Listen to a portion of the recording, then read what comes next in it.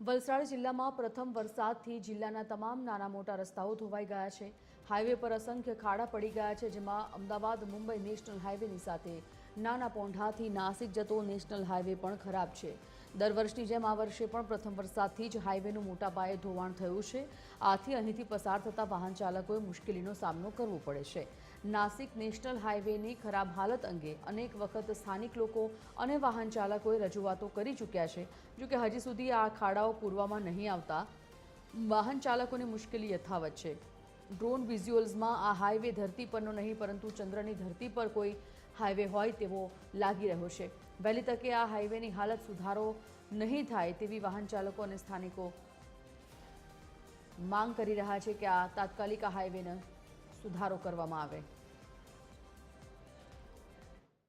ને આ રસ્તામાં વરસાદ હોય ત્યારે ઘણી બધી મુસીબત પડે છે। અવારનવાર જવાવાળા જે ઉપરાણવાળા હોય એ તો ખરું જ, પણ ગામડાની અંદર જે લોકો વારે વારે ઉપરાણ કરતા હોય કે કામ કરવા જતા હોય, પછી કંપનીમાં જતા હોય, એમને ઘણી બધી મુસીબત પડે।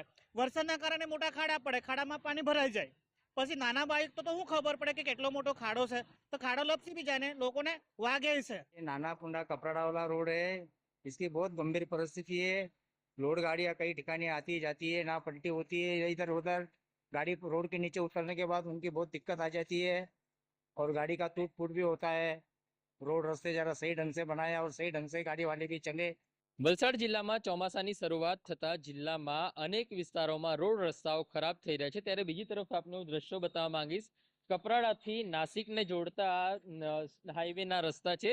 આ હાઈવે પર મસ્ત મોટા ખાડા પડ્યા છે, પરિણામે વાહન ચાલકોને પારાવાર મુશ્કેલીનો સામનો કરવો પડી રહ્યો છે। મહત્વનું છે કે કપરાડાના નાના પોંડાથી નાસિક તરફ જતા આ રોડ પર અનેક જગ્યાએ મસ્ત મોટા ખાડા પડ્યા છે।